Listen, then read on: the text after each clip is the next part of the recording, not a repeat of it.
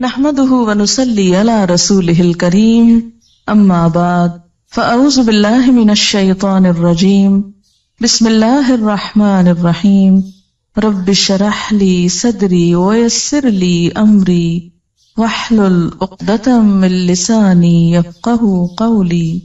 قرآن پاک کی یہ آیت جو ہے وہ بہت آیات پر بھاری ہے، جو اگر انسان سمجھ لے تو اس کے بہت سے اعمال کا قبلہ درست ہو جائے، اس کے حالات درست ہو جائیں۔ ہمارے ملک میں سب سے زیادہ اگر قرآن کا کوئی حصہ پڑھا جاتا ہے تو شاید وہ سورۃ یاسین ہو، لیکن اگر اس کی ایک آیت لوگ سمجھ لیں تو ان کی اصلاح کے لیے کافی ہو جائے۔ 41 دفعہ پڑھنے کی بجائے اگر صرف ایک دفعہ ایک آیت سمجھ لیں تو بہت سی اصلاح ہو جائے، بہت زیادہ فائدہ ہو جائے۔ اور وہ یہی آیت ہے کہ پہلی بات تو انسان یہ یاد رکھے کہ زندگی صرف یہ زندگی نہیں، اس کے بعد مرنا ہے، اور مرنے کے بعد پھر دوبارہ اٹھایا جانا۔ انا نحن نحیی الموتى، موتا کس کی جمع ہے؟ میت کی۔ ساری میتوں کو پھر اٹھائیں گے، سب مرنے والوں کو زندہ کریں گے، اور سب مرنے والے اپنے پیچھے جو آثار چھوڑ کے جا رہے ہیں اور زندگی میں جو کر کے جا رہے ہیں وہ سب بھی ہم لکھ رہے ہیں، اور ایسی کتاب میں لکھ رہے ہیں جو بالکل صاف ستھری واضح، جس کا ہر لفظ اور ہر لائن پڑھی جاتی ہے۔ یہاں پر جو اعمال نامہ ہے اس کی تھوڑی سی وضاحت ملتی ہے۔ اعمال نامہ مشتمل ہے دو چیزوں پر، نمبر 1 ما قدموا پر، اور نمبر 2 وآثارہم پر۔ قدموا کیا ہے؟ جو ہم نے اب کیا، فرشتوں نے اس کو لکھ لیا۔ ہر روز انسان کا نامہ اعمال اللہ کے حضور اٹھتا ہے، چڑھتا ہے۔ فجر کی نماز اور عصر کی نماز میں فرشتے تبدیل ہوتے ہیں، جیسے کہ صحیح حدیث سے ہمیں پتہ چلتا ہے۔ جو کچھ انسان کرتا ہے وہ ساتھ لے جاتے ہیں، یا نہیں چھوڑ کے جاتے۔ دن بھر کی جو سیل ہوتی ہے، وہ جو کاروبار ہوتا ہے انسان کا، اس کی ساری رپورٹ لے جاتے ہیں اللہ کے حضور۔ یہ کمایا ہے تیرے بندے نے آج، یہ کیا ہو گیا؟ قدمو۔ وہ تو چلا گیا، لیکن کچھ چیزیں بعد میں بھی باقی رہتی۔ وہ دو طرح کی، ایک تو وقتی اثرات جو انسان کے اپنے مثلاً ہاتھوں کے نشان ہیں۔ آپ نے کوئی چیز پکڑی، مثلاً میں نے اگر اس کتاب کو پکڑا، اٹھایا، یہاں لائی، تو اس پر جو میرے ہاتھ لگے، فنگر پرنٹس لگی، جو نشان لگے، وہ سب بھی ریکارڈ ہوتے ہیں۔ یہ گواہی دیں گے قیامت کے دن، یہ کتابیں۔ مجھ کو پکڑتا تھا یہ شخص، مجھے کھولتا تھا، مجھے دیکھتا تھا۔ زمین پر جو چلتے ہیں تو قدم کے جو نشان ہوتے ہیں وہ بھی جمع ہوتے ہیں، جتنے قدم چل کے یہاں آپ پہنچی وہ بھی لکھ لیے گئے۔ پھر اسی طرح جس کمرے میں آپ بیٹھی ہوئی ہیں مثلاً اس وقت یا کسی اور وقت، وہاں بھی آپ کے اثرات رہ جاتے ہیں۔ اثرات کو سمجھنے کے لیے ایک چھوٹی سی مثال دوں گی۔ کبھی آپ نے فضا میں ایک طیارہ اڑتا ہوا دیکھا ہو جس کے پیچھے اس کا دھواں رہ جاتا؟ دیکھا ہے کبھی؟ وہ ایک جیٹ ہوتا ہے یا معلوم نہیں کیا ہوتا ہے، جب وہ گزرتا ہے تو پیچھے ایسے لکیر پڑ جاتی ہے جیسے وہ ایک پتلی سی لکیر ہو بادل کی، حالانکہ وہ کیا ہوتا ہے؟ دھواں۔ اچھا، اب آپ دیکھیے کہ زمین جس پہ ہم موجود ہیں، کیا یہ ایک جگہ رکھی ہوئی ہے؟ کہاں پر ہے یہ؟ کیا کر رہی ہے زمین؟ گھوم رہی۔ اس کی دوہری حرکت ہے، وہ سورج کے گرد گھوم رہی ہے اپنے سولر سسٹم کے اندر، پھر سورج بھی گھوم رہا ہے سارے سسٹم کو لے کے، کس کے گرد؟ گیلیکسی کے نیوکلس کے گرد۔ اب اس کو آپ تشبیہ دے دیں ایک طیارے سے، کہ ہم سب ایک جہاز پہ بیٹھے ہوئے اس وقت، زمین کے جہاز پر، اور یہ جہاز کائنات میں اڑ رہا ہے۔ آج یہاں تھا، کل وہاں ہے، پرسوں وہاں ہوگا، اور گھومتے گھومتے گھومتے کہاں سے کہاں پہنچ گیا۔ اچھا، زمین سورج کے گرد چکر کاٹتی، ٹھیک ہے؟ ایک سال میں زمین سورج کے گرد چکر لگاتے ہوئے 59 کروڑ میل سفر طے کرتی۔ گویا ہم سب اس زمین پہ بیٹھے ہوئے سال میں 59 کروڑ میل سفر کر چکے ہوتے ہیں، کائنات کا، خلا کا۔ جہاں جہاں سے وہ گزری، ہمارے اثرات فضا میں پرنٹ لگتے گئے، ہر جگہ لگ رہے ہیں۔ پوری فضا کے اندر ہمارے پرنٹس موجود ہیں، جو ہم زمین پہ کھڑے، بیٹھے، لیٹے، سوئے، جاگے، ہر جگہ لگا رہے ہیں آثار۔ یعنی یہ فضا اس وقت جو یہاں ہے، یہ ہر وقت یہاں نہیں ہوتی۔ ہم ہر وقت اس کمرے میں تو ہیں، لیکن اس کے باوجود یہ جو ایٹماسفیئر ہے نا، یہ تبدیل ہوتا ہے۔ سورج اور ہمارے درمیان کا جو خلا ہے نا، یہ چینج ہوتا رہتا ہے ہر وقت۔ جہاں جہاں ہم جاتے ہیں، زمین کے اوپر بیٹھ کے وہ کائنات کے اندر وہاں گھوم رہے ہیں ہم، اور ہر جگہ ہمارے پرنٹس لگے جا رہے ہیں۔ اب آپ دیکھیں کہ جو لوگ اچھے پرنٹس بنا رہے ہیں وہ بھی لگ رہے ہیں، اور جو لوگ غلط کاموں کے اوپر ہاتھ لگا رہے ہیں، حرام چیز پکڑی آپ نے ہاتھ سے، لگ گیا نا آپ کا ہاتھ، اس پہ پرنٹ پڑ گیا نا۔ آپ کی چیز نہیں، آپ اس کو پکڑے پھرتے ہیں، وہ بول اٹھے گی قیامت کے دن یہ میرا قلم نہیں تھا، یہاں بہت سے جوتے رکھے ہوئے رنگ رنگ کے، طرح طرح کے، قیمتی، نئے پرانے. آپ کہتے واہ رے یہ کیا جوتا غضب کا ہے، اٹھا لے جاؤ گھر، خوشی سے پہن جائیں. لیکن ہوگا کیا؟ جس جوتے کے ساتھ جو آپ کا نہیں اور آپ اسے پہن کے لیے پھرتے ہیں، جہاں جہاں وہ جوتا پڑ رہا ہے آپ کے پاؤں کے ساتھ آپ کے خلاف نشان لگ رہے ہیں. مالک کا تو آپ نے ایک نقصان کیا نا کہ اس کا چند 100 روپے یا 1000 روپے کا جوتا آپ نے چرا لیا، لیکن سوچیں کہ بدلے میں آپ نے اپنا نقصان کتنا بڑا کیا، کتنے نشان لگوا دیے حرام کی چیز کے ساتھ. کوئی بھی چیز جو آپ کی نہیں کسی کی ہے، آپ نے لے رکھی ہے، قبضہ جما رکھا ہے، غصب کر رکھا ہے، آپ کے ہاتھوں کے نشان جو اس پر ہیں اور اس چیز کے نشان جو آپ پہ پڑے، قیامت کے دن یہ بول اٹھیں گی چیزیں. آپ صلی اللہ علیہ وسلم فرمایا تھا نا کہ کوئی قیامت کے دن سال میں نہ آئے کہ اس کے کندھے کے اوپر ایک بکری لدی اور ممیا رہی ہو اور گھوڑا ہو ننا رہا ہو اور یہ کہ یا رسول اللہ میری مدد کیجیے، تو میں مدد نہیں کروں گا، میں آج بتا کے جا رہا ہوں کہ کسی کا ناحق مال مت چرانا. اب آپ دیکھیے کہ یہاں پر کیا بتایا جا رہا ہے کہ انا نحن نحیی الموتى ونکتب، ہم لکھ رہے ہیں ما قدموا، جو یہ آگے بھیج رہے ہیں، روز کے کام باتیں جو ہم کرتے ہیں سارا دن لکھ لی جاتی.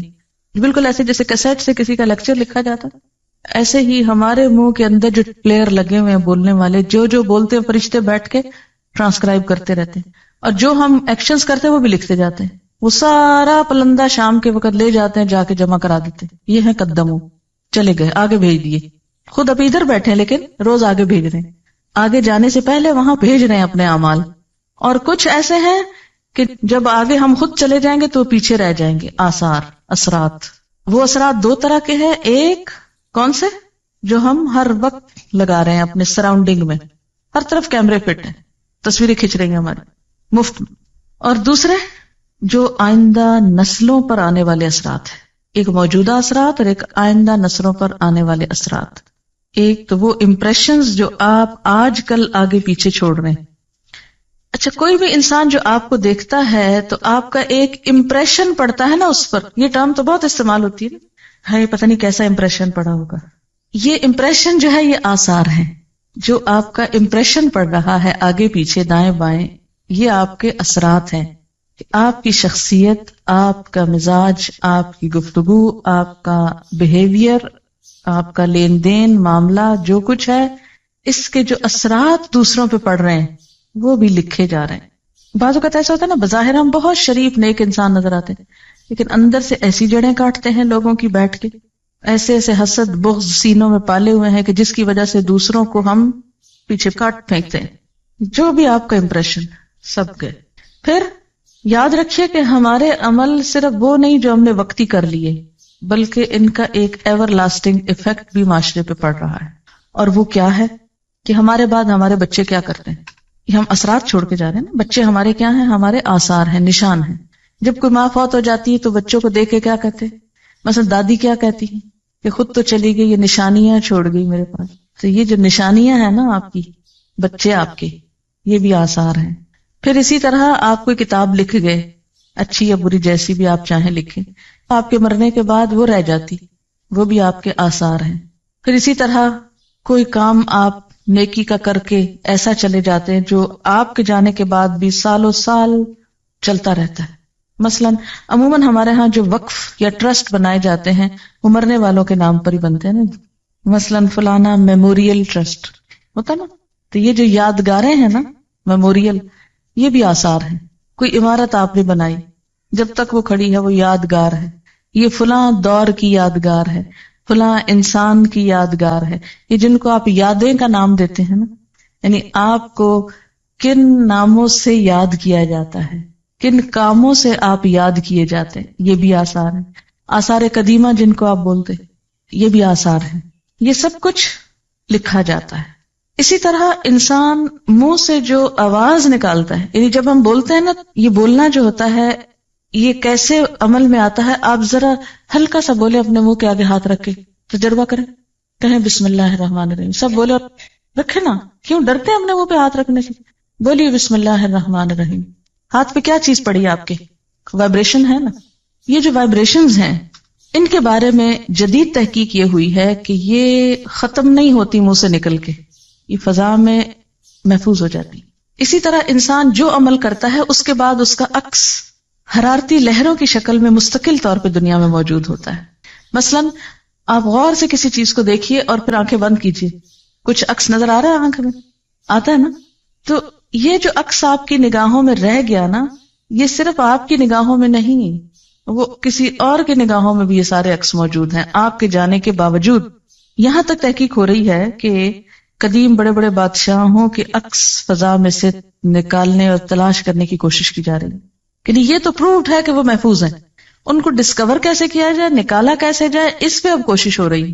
کہتے کہ کسی حد تک کچھ نہ کچھ کامیابی ہو گئی, اور بعض لوگوں کی آوازیں اسی طرح ریکال کی جا رہی ہیں.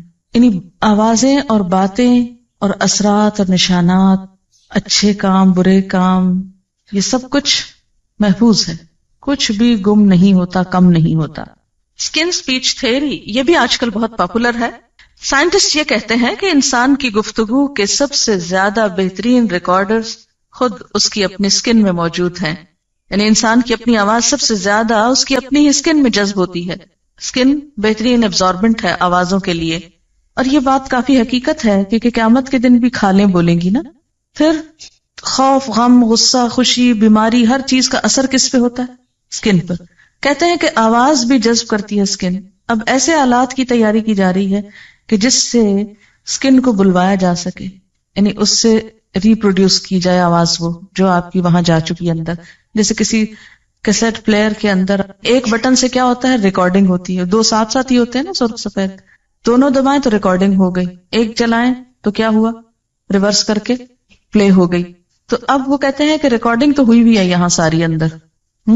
وہ آلہ ڈھونڈ رہے ہیں یا وہ چیز ایجاد کر رہے ہیں. کہتے ہیں کہ ایسا آلہ تو ایجاد ہو گیا کہ جو مجرم کے ساتھ لگا دیا جائے تو جب وہ جھوٹ بولتا ہے تو فوراً پتہ چل جاتا ہے, یعنی اس کی حرکت مختلف ہوتی ہے, سچ بولنے میں مختلف ہوتی ہے. تو جھوٹ سے جسم کے اندر جو ایک خوف پیدا ہوتا ہے, اس خوف کا ECG کی طرح پرنٹ لے آتا ہے اس کا. اب یہ اثرات تولے جائیں گے. آپ کی زندگی میں آپ کا امپریشن کیسے پڑا دوسرے لوگوں پر, وہ آپ کی وجہ سے دین کے کتنے قریب آئے اور دین سے کتنے بھاگ گئے, آپ کو دیکھ کر کتنے لوگوں کو خدا یاد آیا اور کتنوں کو شیطان یاد آیا, آپ کو دیکھ کر کتنے لوگ دین کی طرف آئے اور کتنے لوگ بہت دور چلے گئے. آپ کے ہاتھوں نے جو کچھ بنایا, جو کام کیے, جو آرٹ, جو اسکل, جو فن, جو ہنر, جس چیز میں آپ نے استعمال کیا, اس سے اللہ تعالیٰ کتنے راضی ہوئے اور کتنے اس کی ناراضگی کے کام ہوئے. آپ کی تحریر, آپ کی گفتگو سے کیا اثرات مرتب ہوئے, آئندہ نسلوں پر کیا اثر پڑا, سب آثار. وَكُلَّ شَيْءٍ, ہر چیز, ہر اب کون سی ہو گئی, ما قدموا بھی اور آثار بھی. احصیناہ, ہم نے اس کو گن رکھا ہے, گھیر رکھا ہے, شمار کر رکھا ہے. فی امام مبین, ایک کھلی کتاب میں. مبین کا ایک معنی روشن بھی ہوتا ہے نا, کہ نہیں؟ آج کل کا پیپر کاغذ ہی نہیں رہا, روشن اسکرین بھی ہو گئی ہے نا, لائٹ والی کمپیوٹر کی. امام مبین, مبین روشن. تو دنیا میں انسان نے خود ہی روشن شیٹ بنا لی ہے. اللہ کے ہاں تو معلوم نہیں اور کیا لیٹسٹ چیزیں ہوگی, کیونکہ جب وہ روشن ہوتی ہے نا وہ اسکرین, تو اس پر کچھ اور نظر آتا ہے. جب وہ ڈارک ہو جاتی ہے, روشنی ختم ہو جاتی ہے, تو لکھا ہوا بھی نظر نہیں آتا, سب کچھ چھپ جاتا ہے. اللہ کے ہاں انسان کے عمل آپ یوں سمجھیے کہ ایسے ہی سامنے ڈسپلے ہو جائیں گے جیسے کمپیوٹر کا سوئچ آن کرتے ہیں آپ اور زوم کر کے وہ سامنے روشن اسکرین آ جاتی ہے, اور پھر اس پر آپ جو چاہیں رنگا رنگ تصویریں لائیں اپنی, سب آتی جائیں گی. آپ کہیں بس کرو, بند کرو, اس کا سوئچ آف کرو, سوئچ نہیں آف ہوگا, سب ایکشن ریپلے ہو جائے گا. کل شیء احصیناہ, ہر چیز کو ہم لکھ رہے ہیں, ہر چیز چھوٹی ہو کے بڑی, گن گن کے نمبر رکھے. ایک روشن سکرین پر سب لے آئیں گے سامنے. خود کیا کر کے آئے, پیچھے کیا چھوڑ کے آئے, کیا امپریشنز بٹھائے. بعض اوقات انسان خود تو بڑا نیک ہوتا ہے لیکن ایسے کام کرتا ہے کہ دوسروں کو دین سے نفرت دلاتا ہے. لوگ اس کی شکل سے خوف کھاتے ہیں اور اس کی وجہ سے دین سے دور بھاگ جاتے ہیں. سوچنا چاہیے کہ ہمارے آثار ایسے تو نہیں. صرف اتنا ہی فکر کافی نہیں کہ ہم خود نیک کام کر رہے ہیں, یہ فکر بھی ضروری ہے کہ ہمارا امپریشن کیا بیٹھ رہا ہے. صرف یہی نہیں کہ ہم اپنی زندگی میں اپنی صلاحیتوں اور مال کے ساتھ کیا کر رہے ہیں, یہ بھی سوچیں کہ مرنے کے بعد اپنے مال کو کہاں انویسٹ کر کے جا رہے ہیں, کس کے لیے چھوڑ کے جا رہے ہیں, کس کام کے لیے لگا کے جا رہے ہیں.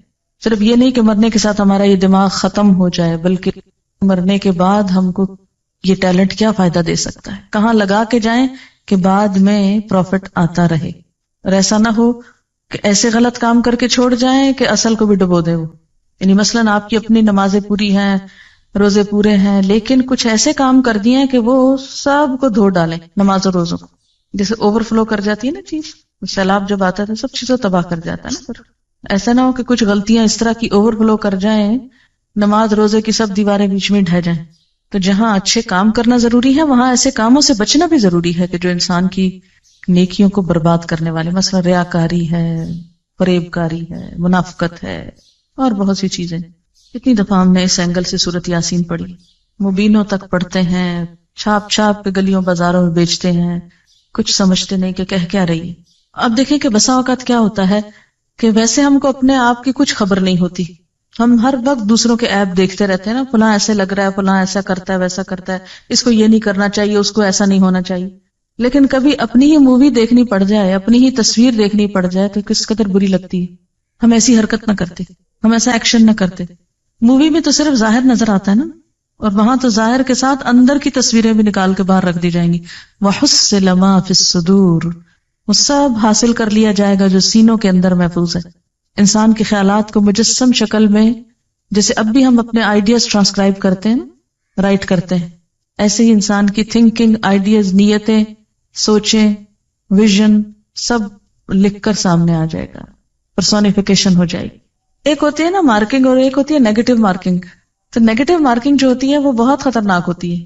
تو یوں محسوس ہوتا ہے کہ جیسے آخرت میں اس قسم کی مارکنگ ہونے والی ہے. ایک انداز تعلیم ہوتا ہے کہ جس میں اسٹوڈنٹ لکھتے ہیں، خوب لکھتے جاتے ہیں، جو غص و سمین اوٹ پٹانگ باتیں لکھ لکھ کے پیپر بھرتے ہیں کہ جتنے کاغذ زیادہ ہوں گے اتنے نمبر زیادہ. اللہ کے یہاں ایسی مارکنگ نہیں. اور ایک انداز تعلیم کیا ہے کہ جس میں اگر آپ نے فالتو بات لکھی اس کی بھی مارکنگ ہوتی ہے، یعنی نیگیٹو مارکنگ اس کو بولتے ہیں نا. تو قیامت کے دن جو طریقہ کار ہوگا مارکنگ کا وہ نیگیٹو مارکنگ کا ہے. صرف یہ نہیں دیکھا جائے گا آپ کیا کر کے آئے نیکیاں، یہ بھی دیکھا جائے گا کہ ساتھ آپ نے فالتو کام کتنے اور کر دیے کہ جو اصل کو ڈبونے والے ہو گئے. تو اس لیے انسان کو بہت کیئرفل اور کانشیس ہو کے زندگی بسر کرنے کی ضرورت ہے. ہمارے عمل میں بڑی کنٹینویشن ہے. ہم سمجھتے ہیں کام کر کے ختم ہو گیا، لیکن وہ ختم نہیں ہوتا، وہ تو ایک سلسلہ چل پڑتا ہے. جو بھیج دیا وہ بھی بھیج کے فارغ نہیں ہوئے، وہ بھی جمع ہونا شروع ہو گیا. یعنی ہر کام کے دو رخ ہیں، ایک تو فزیکل رخ اس کا جو اوپر چلا گیا، اور دوسرا اس کا روحانی رخ جو پیچھے اس کے اثرات رہ گئے. جس طرح روح اور جسم کا تعلق ہوتا ہے نا، ایسے عمل اور آثار کا تعلق ہے. یہ بالکل یوں نا جیسے آپ چلتے ہیں تو چلنے میں قدم آپ اٹھا کے لے جاتے ہیں، لیکن پیچھے جو پرنٹ لگ جاتے ہیں انہی پرنٹس کو آثار کہتے ہیں. بالکل ایسے جیسے آپ کسی دریا میں ایک پتھر پھینکتے ہیں تو پہلے تو سپلیش ہوتا ہے، پھر وہ سپلیش ختم ہو جاتا ہے، لیکن اس کا جو ریپل یا وہ جو لہریں ہیں وہ دور تک سارے اس کو ہلا دیتی ہیں، دور تک ان کے نشان جاتے ہیں. ہر ایکشن کا ایک ری ایکشن ہے، اور جو ری ایکشن ہے وہ چین ری ایکشن ہے. یہاں کہ جب ایک ایکشن آپ نے کیا تو پھر وہ صرف میئر ایک ایکشن نہیں رہا، بلکہ اس کا ری ایکشن شروع ہو گیا اور وہ چین بن گیا اور دور دور تک پھیلتا چلا گیا اور کتنے میں ملٹی پلائی ہو گیا. زیادہ خطرناک بات یہ کہ ایک عمل انسان کا ایک ہوتا ہے اپنے لیے، لیکن جب وہ ری ایکشن ہوتا ہے تو ملٹی پلائی ہو جاتا ہے. اس لیے آثار زیادہ خطرناک چیز ہے.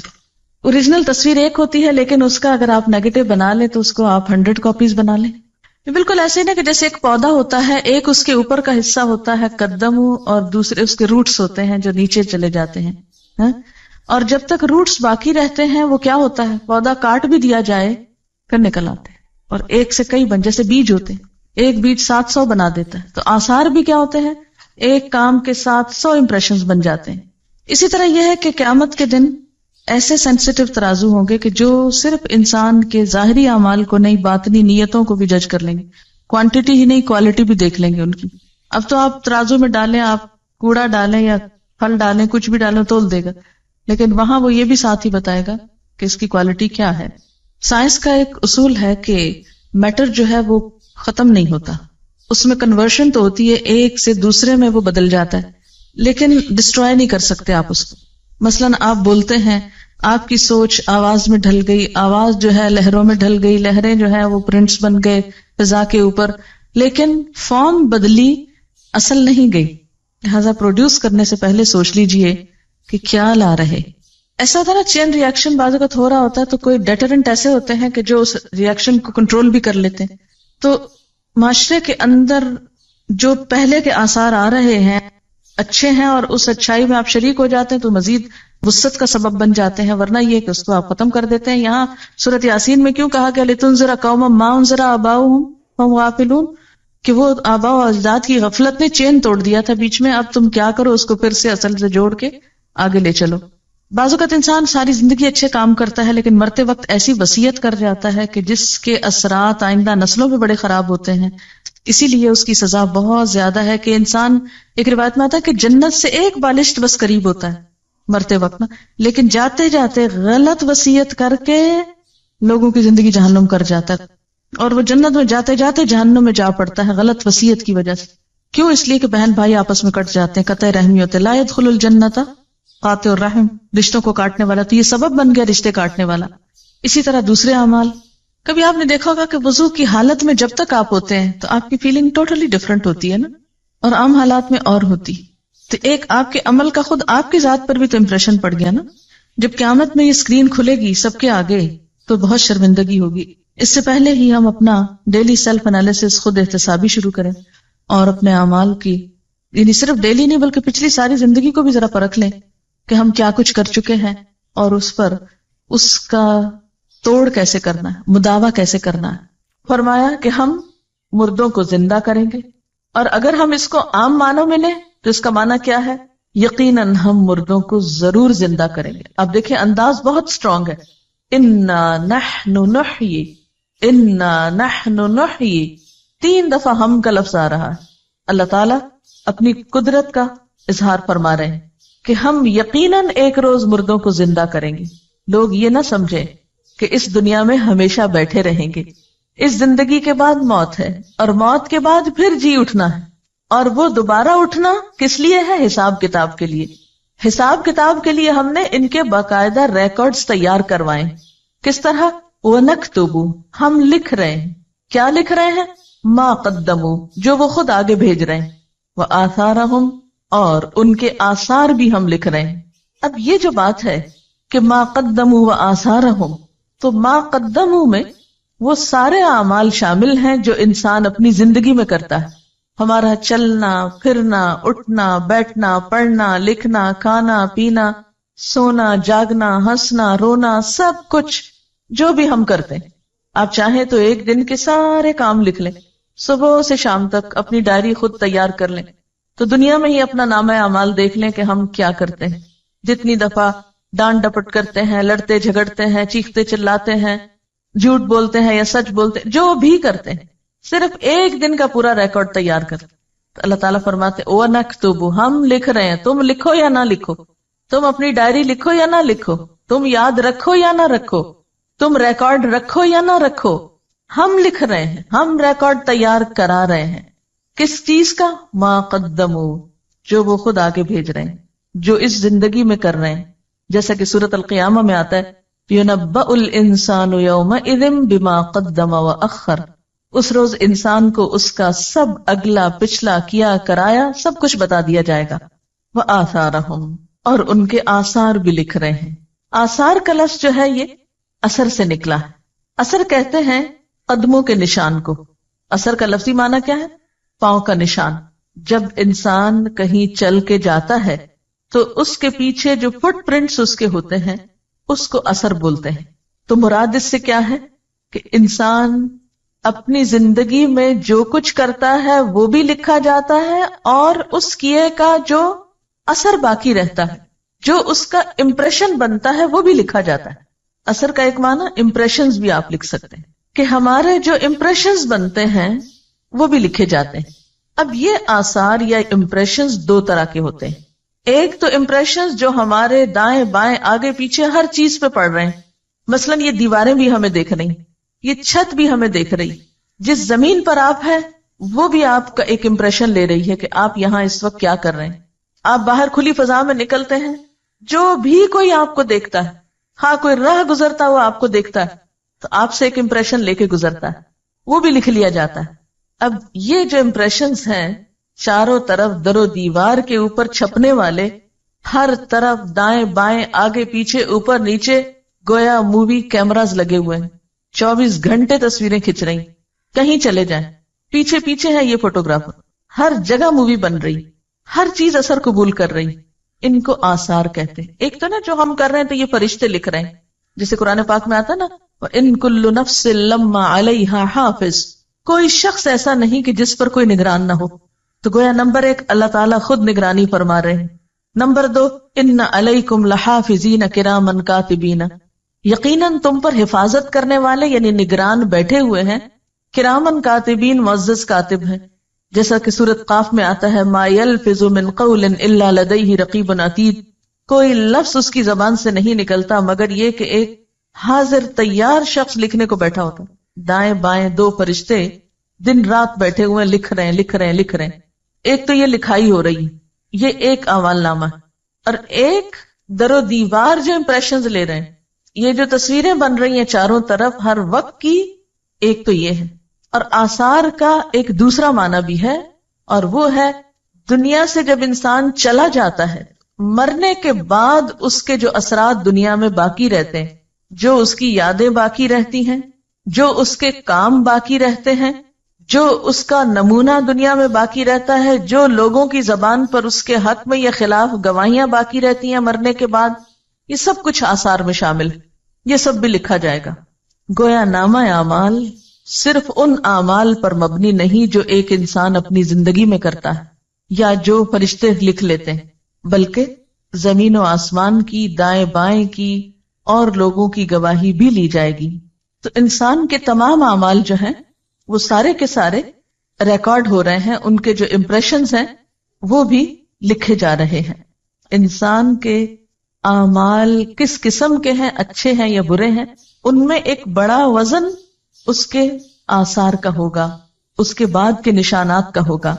حدیث میں آتا ہے جس نے اسلام میں کوئی نیک طریقہ جاری کیا اس کے لیے اس کا اجر بھی ہے اور اس کا بھی ہے جو اس کے بعد اس پر عمل کرے گا، بغیر اس کے کہ ان میں سے کسی کے اجر میں کوئی کمی ہو.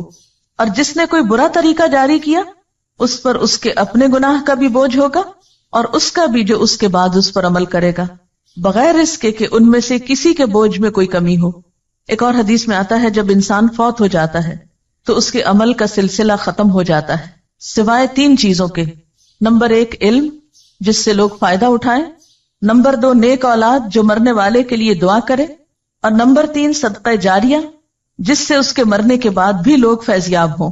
آثارہم کا ایک معنی نشانات قدم بھی ہے کہ انسان نیکی یا برائی کے کام میں جتنے قدم اٹھا کر جاتا ہے کہیں، وہ قدم بھی گنے جاتے ہیں، یعنی لٹرلی وہ قدم کاؤنٹ کیے جاتے ہیں. مثلا اپنے گھر سے یہاں تک آپ جتنے قدم اٹھا کر آئے، جتنا فاصلہ آپ نے طے کیا، وہ ہر روز آپ کے اس عمل کے ساتھ لکھا جاتا ہے.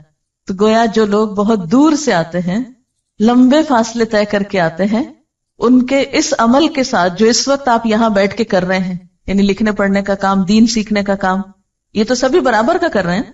یہ ساتھ کے فلیٹ سے آنے والا بھی اور ناظم آباد سے آنے والا بھی، کام تو سب ایک کر رہے ہیں، لیکن ساتھ کے گھر سے آنے والے کے قدم تھوڑے ہیں اور دور سے آنے والے کا فاصلہ زیادہ ہے.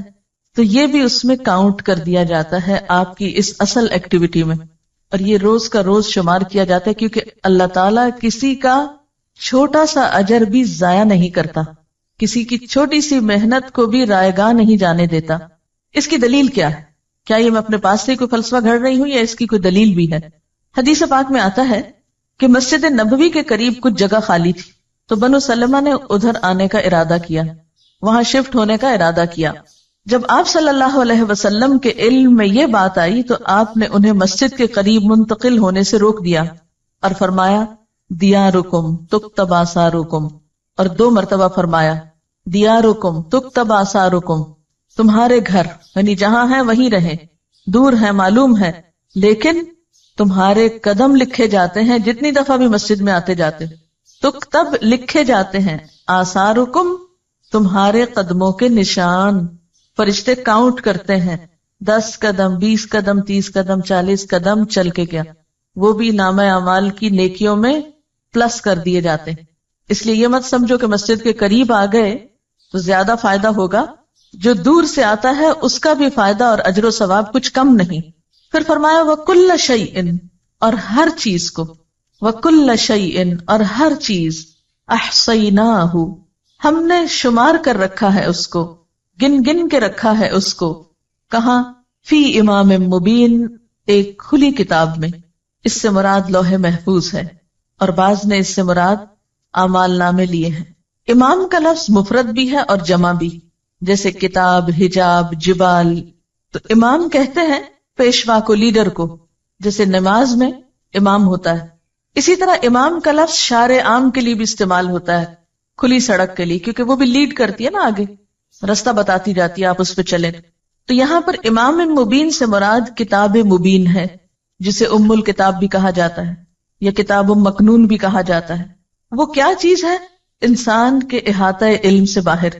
انسان کو نہیں پتا کہ وہ لوح محفوظ کیسی ہے، اس کی شکل کیا ہے، لیکن وَكُلَّ شَيْءٍ أَحْصَيْنَاهُ فِي إِمَامٍ مُبِينٍ، وہ کتاب جیسی بھی ہے وہاں پر سب کا ریکارڈ پورے کا پورا سٹور ہو رہا. جیسے آپ دیکھیں کہ کمپیوٹر پہ سامنے کیا ہوتا ہے اسکرین پر، مثلا ڈاٹا بیس سے آپ اس کو سمجھ سکتے ہیں. ڈاٹا بیس کیا ہے؟ ساری معلومات ایک جگہ پر جمع ہے، اور سامنے اسکرین پر ضروری چیز ہے جو آپ کو چاہیے، جو آپ نے کمانڈ دی، جو آپ کو دیکھنی تھی. باقی جو ڈاٹا ہے وہ کہاں پر ہے؟ میموری میں. اب وہ میموری کتنی بڑی ہوتی؟ بعض اوقات ایک چپ میں کیا کچھ آ جاتا ہے، کئی انسائکلوپیڈیاز آ سکتے ہیں. انسان ہر روز نئی سے نئی چیز ایجاد کر رہا ہے. اگر ہم پہلے دور کی کتاب کے معنی میں لیں تو یوں لگتا ہے نا کہ جیسے بہت بڑی کتاب ہوگی، اس میں اتنا کچھ لکھا ہوا ہوگا. لیکن آج کے دور میں آپ دیکھ سکتے ہیں کہ بڑی بڑی کتابیں اور کئی کئی والیومز پر مبنی کتابیں جو ہیں وہ بعض اوقات صرف ایک چھوٹی سی چپ پر محفوظ کر لی جاتی ہیں. تو یہاں امام مبین سے مراد کھلی کتاب ہے جس کی شکل ہمیں نہیں معلوم، کتاب سے اس کو تشبیہ دی گئی کہ ہم کچھ امیجن کر سکیں. اور احصیناہ کا لفظ بہت اہم ہے. احصاء کہتے ہیں شمار کرنے کو، گننے کو، یعنی نیکی بدی جو بھی ہے انسان کی گن گن کے لکھی جا رہی. مثلا ایک لکھنے والا ایک کتاب لکھتا ہے، لیکن جب پرنٹ ہوتی ہے تو کتنی تعداد میں ہو سکتی ہے؟ 1000 کی تعداد میں بھی ہو سکتی ہے، 1,00,000 کی تعداد میں بھی ہو سکتی. بالکل ایک انسان کا ایک عمل 1,00,000 بھی پرنٹ ہو سکتے ہیں اس کے، اور 100 بھی ہو سکتے ہیں، کیونکہ فٹ پرنٹس جو ہیں بیسیکلی آثار پرنٹس کے لیے استعمال ہو رہا ہے. آپ نے ایک اچھا کام کیا، اللہ تعالیٰ کے ہاں 10 گنا 700 گنا تک اس کا اجر لکھا جاتا ہے، 700 گنا تک ملٹیپلائی ہوتا ہے. لیکن یہ بھی ہو سکتا ہے کہ ایک کام کئی لاکھ گنا بھی ملٹیپلائی ہو جائے. ڈپینڈ کرتا ہے کہ اثرات کہاں کہاں تک پہنچے ہیں. آج کے دور میں جو میڈیا کا دور ہے یہ چیز اور بھی زیادہ خطرناک ہو گئی. پہلے تو ایسے ہوتا تھا کہ جیسے ہم کہیں بیٹھے ہیں تو 10-20 لوگوں نے ہمیں دیکھ لیا تو 10-20 نے اثر قبول کیا، ان 10-20 سے 10-20 اور نے دیکھ لیا. اب مشکل یہ ہے کہ ایک وقت میں ایک شخص سیٹلائٹ کے ذریعے پورے گلوب پہ دیکھا جا رہا ہے. اس کی سپیچ، اس کا ایکشن سب دیکھ رہے ہیں. جتنوں نے بھی دیکھا انہوں نے اس سے جو بھی سیکھا وہ سب اس کے کھاتے میں لکھ لیا گیا. پھر انہوں نے اس کی پیروی میں جو کچھ کیا، انہیں دیکھ کر جتنے لوگوں نے کچھ سیکھا وہ نمبر 2 کے حصے میں بھی گیا اور نمبر 1 کو بھی ساتھ ملا. پھر نمبر 3 کو دیکھ کر نمبر 4 نے جو کچھ کیا تو وہ 3، 2 اور 1 سب کو ملا، اینڈ سو آن، جہاں تک گیا. جتنی دفعہ ملٹیپلائی ہوا، جتنی جنریشنز میں گیا، وہ بڑھتا ہی چلا گیا. جیسے ایک بیج سے ایک درخت جب نکلتا ہے کتنے پتے پھوٹتے ہیں اس پہ گن سکتے ہیں آپ؟ نہیں. پھر اس میں سے ایک پھول لے لیجئے، اس کے بیج پکا کے اس میں سے ایک بیج پھر زمین پہ ڈال لیجئے، کتنے پھر نکل آئیں گے اس سے پھول پھل، پھر کتنے بن جائیں گے. کل شیء احصیناہ، ہر چیز کو ہم نے گن لیا ہے، کاؤنٹ ڈاؤن کر لیا ہے ہم نے ہر چیز کو. مثلا ایک کتاب جب کوئی لکھتا ہے کیا وہ ایک ہی شخص پڑھتا ہے؟ نہیں. ایک چھپی ہوئی کتاب کو 100 بھی پڑھ سکتے ہیں، 1000 بھی پڑھ سکتے ہیں، کیونکہ کتاب تو سرکولیٹ ہوتی رہتی. پھر اس سے اگر آگے کچھ پڑھا دیا گیا تو ان سب پڑھنے والوں کے پاس پھر کتاب آ گئی. اس کو یوں بھی ایک اور مثال سے سمجھ سکتے ہیں. مثلا آپ نے کتاب الصلاۃ پڑھی. اب ہوا کیا تھا، میں کتاب الصلاۃ ہی کی کہانی بتاتی ہوں کہ میں لاہور گئی کسی کام سے، تو میری عادت ہوتی ہے کہ میں کسی کے بھی گھر جاؤں یا کہیں بھی تو کتابوں پہ ایک نظر عموماً ڈالتی ہوں. کوشش میری ہوتی ہے کہ مجھے صرف نئے ٹائٹلز پتہ چل جائیں اور کیا ہے مارکیٹ میں. اور خصوصی طور پر لائبریریز وغیرہ کو وزٹ میں شامل کرنے کی کوشش کرتی ہوں کہ نئی چیزیں سیکھ سکوں تاکہ دوسروں تک پہنچانے میں آسانی. تو ایسے کسی نے بہت شاید اصرار کر کے بلایا تو میں ان کے ہاں گئی, تو وہ ہمیں بٹھا کر تھوڑی دیر کے لیے, جیسے عموماً ہوتا ہے کہ مہمانوں کو بٹھا دیتے ہیں اور خود چلے جاتے ہیں کہیں کچھ لانے لے جانے. بہرحال تو میں نے اتنی دیر میں ان کی جو کتابیں رکھی ہوئی تھی وہ دیکھنا شروع کر دی. ان میں یہ سیٹ مجھے نظر آیا, ایک دم مجھے کلک کیا. میں نے کہا تو مسئلہ ہی حل ہو گیا. سیدھی سیدھی بات اور دلیل, بات اور دلیل, بات اور دلیل, جھگڑا ہی ختم. چلو سیدھا یہی لگاتے ہیں. کیونکہ اس سے پہلے میں ایک اور کتاب پڑھاتی تھی فقہ السنہ کے نام سے. اب اس میں جو بحثیں چھڑتی تھی تو وہ سب بگنرز کو سمجھ آنی بہت محال ہوتی تھی, اور پھر کسی ایک کنکلوژن پہ پہنچنا لوگوں کے لیے مشکل ہوتا تھا. اب ہوا کیا کہ میں نے ان سے کہا کہ یہ کتابیں مجھے چاہیے. انہوں نے کہا یہی لے جائیں. میں جو ہی پہنچی ان کو پڑھا, پڑھ کے میں نے آرڈر کیا. اب جو ہمارا تھرڈ بیچ تھا, اب ان کو جب ہم نے شروع کرائی, اب تھرڈ بیچ کی جتنی اسٹوڈنٹس نے پڑھی, جب وہ نکلی اور انہوں نے آگے اپنے اسٹوڈنٹس کو پڑھانا شروع کیا تو انہوں نے پھر اور منگا لی. اب وہ جو ایک کتاب میں لائی تھی وہ ان سب نے پڑھی, ان میں سے ایک ایک نے پھر آگے اوروں کو پڑھانے میں استعمال کی. پھر ہر سال یہی ہوتا رہا. اب آپ نے مثلاً یہ پڑھی ہے یا عقیدے کی پڑھی یا کوئی دعاؤں کا کارڈ پڑھا یا کچھ آپ نے خود پڑھا, جب آپ کسی کو سکھانے بیٹھیں گے تو آپ کے لیے بھی کنوینئنٹ ہوگا, بجائے اس کے کہ اور کہاں جا کے ڈھونڈیں کیا ٹھیک ہے کیا نہیں. جو ہم نے پڑھا ہے ہمیں معلوم ہے, ہم آگے اسی سے پڑھا دیتے ہیں. اب کیا ہوا, وہ آپ میں سے ایک نے 10 کو پڑھایا تو 10 اور کتابیں آگے پھیل گئی. اب آپ خود سوچیں کہ وہ ایک سلسلہ کہاں تک گیا. میں تو گنتی نہیں کر سکتی, میں تو نہیں گن سکتی کہ اب تک الہدا نے یہ کتابیں کتنی تعداد میں منگوائی, یا الہدا سے نکلی اسٹوڈنٹس نے آگے کتنی تعداد میں.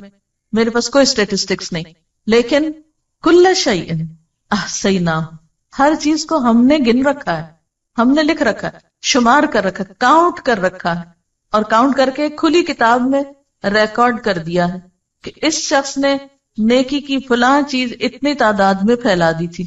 اب کوئی بھی چیز جب ہم آگے سرکولیٹ کرنے لگتے ہیں, آگے دینے لگتے ہیں, آگے پہنچانے لگتے ہیں, تو ہمیں بہت زیادہ میک شور کر لینا چاہیے کہ اس بات کی حقیقت کیا ہے. ایسا نہ ہو غلط بات پہنچا دیں اور پھر وہ ایسی پھیلے کہ ہمارے اصل اعمال تو بےچارے کہیں نیچے ہی جا دبے اور وہ سارا اوپر چھا جائے. اسی لیے سنی سنائی باتیں آگے نہیں پہنچانی چاہیے. کسی انسان کے جھوٹا ہونے کے لیے اتنا ہی کافی ہے کہ ہر سنی سنائی بات کو آگے پہنچا دے. اس سے کیا ہوتا ہے, جھوٹ پھیل جاتا ہے, کسی شخص کی عزت برباد ہوتی ہے.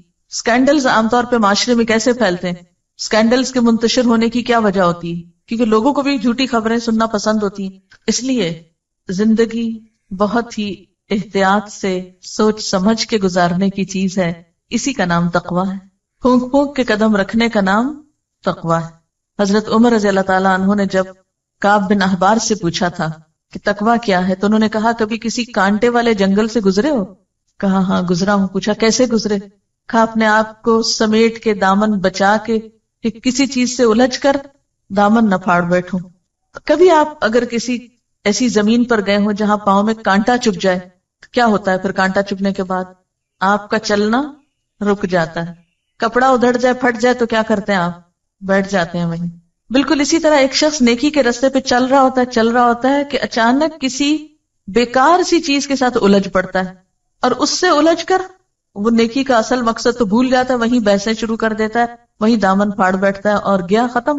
منزل تک نہیں پہنچ سکتا. منزل تک صرف متقی پہنچے گا جو بچ بچ کے چلے گا, جو بہت ہی ہائیلی الرٹ شخص ہوگا, سوچ سمجھ کے زندگی بسر کرے گا. یہ رکاوٹ بننے لگا, ادھر سے بچ جاؤ. یہ سامنے آنے لگا, ادھر سے بچ جاؤ. سنبھال سنبھال کے اپنے آپ کو قدم پھونک پھونک کے چلتے چلتے آخری منزل تک جا پہنچے, اور یہ انتہائی ضروری ہے.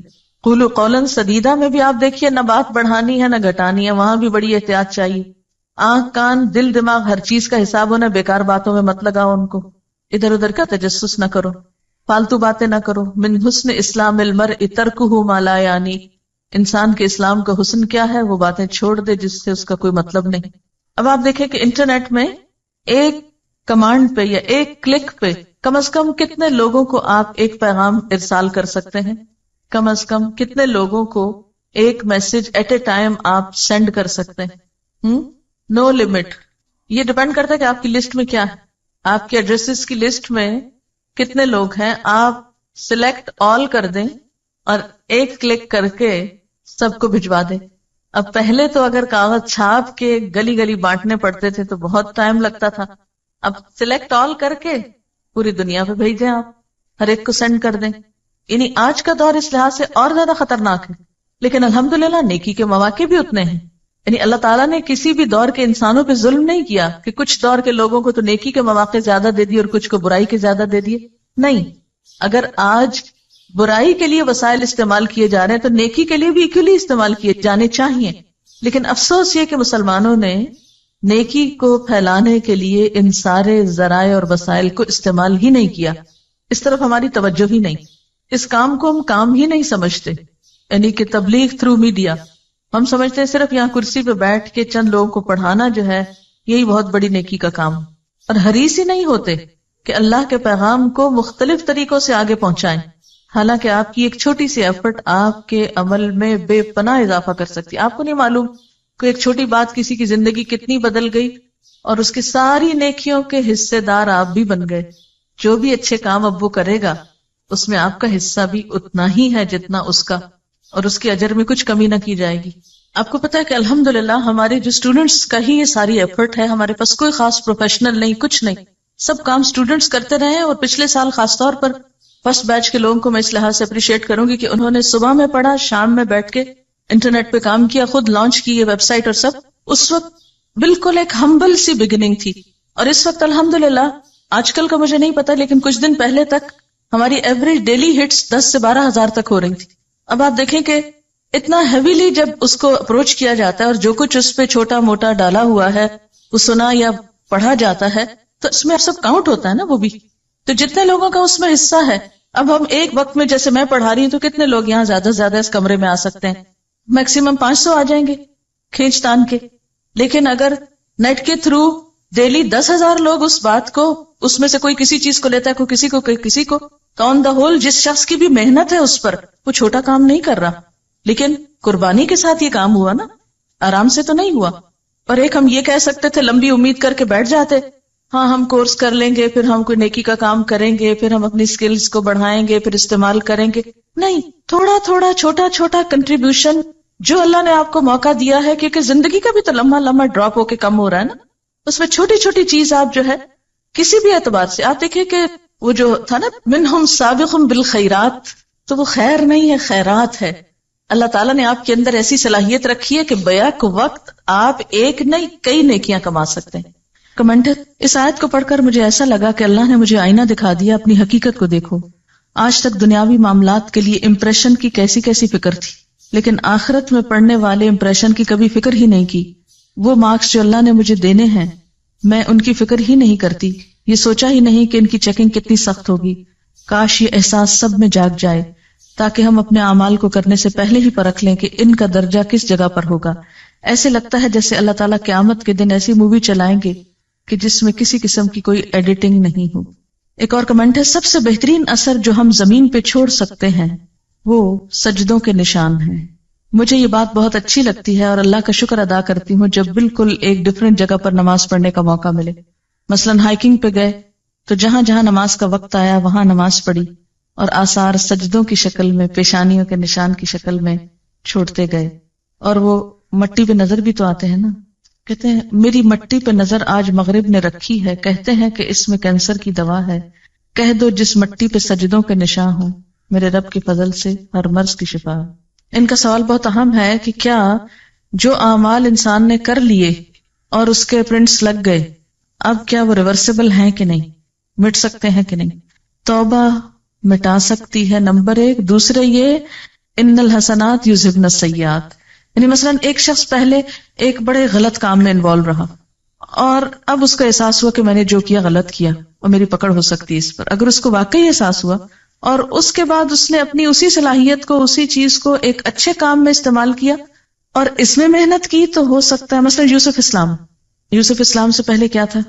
Kate Stevens.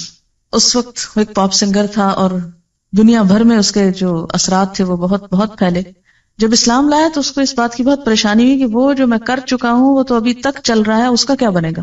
تو پھر اس کو یہی بتایا گیا کہ اب اسی صلاحیت کو استعمال کرو اسلام کے لیے، اور اگر اتنی ہی محنت کی اور کوشش کی اور ایک اچھائی کو پھیلایا تو ہو سکتا ہے کہ وہ پچھلے سب کو مٹا دے. ان الحسنات یذہبن السیئات.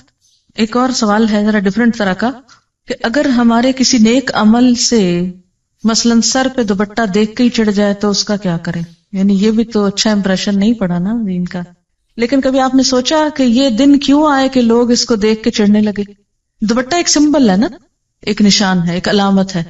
لوگ جب اس میں کسی کو دیکھتے ہیں تو اس کے بارے میں ایک امپریشن رکھتے ہیں. وہ امپریشن کیسے بنا؟ اگر اس کے بننے میں کوئی خرابی ہو گئی تو خرابی دور کر دیں، یہ نہیں کہ وہ نشان ہی اڑا دیں. کبھی آپ نے نہیں کیا کہ اگر آپ کے چہرے کو دیکھ کر کسی کو غصہ آتا تو آپ کہیں کاٹ پھینکو اس کو تاکہ میرا امپریشن ٹھیک ہو جائے؟ تو دین کے احکام بھی کاٹ پھینکنے سے امپریشن نہیں ٹھیک ہوتا، اصلاح کی ضرورت. وآخر دعوانا ان الحمد للہ رب العالمین.